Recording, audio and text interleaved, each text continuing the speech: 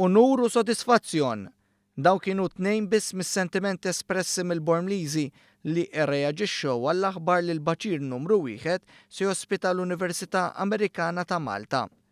One News żar is-sit propost fejn tkellimna ma' residenti u staqsejnihom x'jaħsbu mill-ewwel investiment dirett barrani fil-lokalità tagħhom. Il-proġett ġie mill-qoħ tajjeb mill-Bormliżi għax ġie għal rieda u aħjar milli kif qiegħed mitlu hekk. Għax il-qudiem ħajkonna ħafna negozju hekk minnhom u kulħadd jixtri xi ħaġa.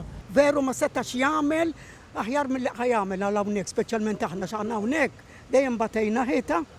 Aħna hawnhekk dejjem batejna. Ħajġib kummerċ u tisbieħ Bormla wkoll.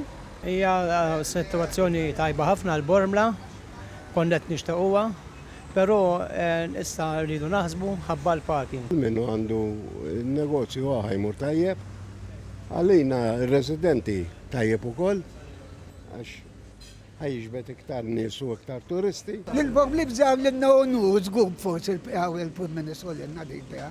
Fejqat sarla li se jkollna Università ġo Bormla għandna. L-aħbar intlaqeb b'mod pożittiv ukoll minn negozjanti li ma nesprimu prospettivi sbieħ għal dak li ġej. Nemmel ħajkun investiment tajjeb u ġib il-negozju lej Bormla.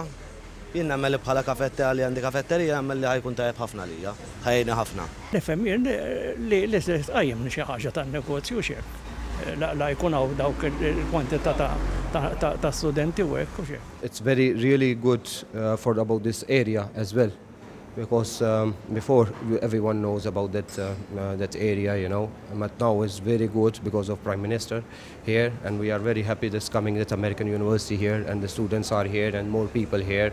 Għawek naħseb jena l-ħagġa għandu bżon. U ħajqu maħna mur tajjeb u żguru ovvju. Ġid, għalina ta' ġid. Ġifieri. Il-proġett imħabbar mill-Prim Ministru jsegwi sentejn investiment f'Bormla bit-tisbieħ tal-baċir xempju tax-xogħol li sar bris in-nies li sfaw minsija minn amministrazzjoni preċedenti. Dan il-fatt kien innutat ukoll mis-Sindku ta' Bormla, Alison Zerafa. Dan il-proġett li għadu kif tħabbar il-bieraħ il-proġett tal-Università Amerikana f'Bormla se jkun qed jikkomplementa tajjeb ħafna l-proġett ta' baċir numru 1 u flimkien mal-Gvern, flimkien mal-Università Amerikana u l-Kunsill Lokali u r-residenti u n-nies tal-Inħawi se nkomplu ntejbu u mmexxu il-qudiem din il-lokalità, din iż-żona u n-naħa t'isfel ta' Malta.